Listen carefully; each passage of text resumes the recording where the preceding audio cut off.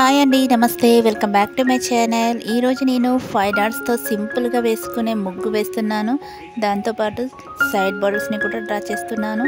నేను వేసే ఇలాంటి ముగ్గు మీకు నచ్చినట్లయితే లైక్ చేయండి, షేర్ చేయండి. మీలో ఎవరైనా ఫస్ట్ టైం నా వీడియో చూస్తున్నట్లయితే సబ్స్క్రైబ్ చేయడం అస్సలు మర్చిపోకండి ఫ్రెండ్స్.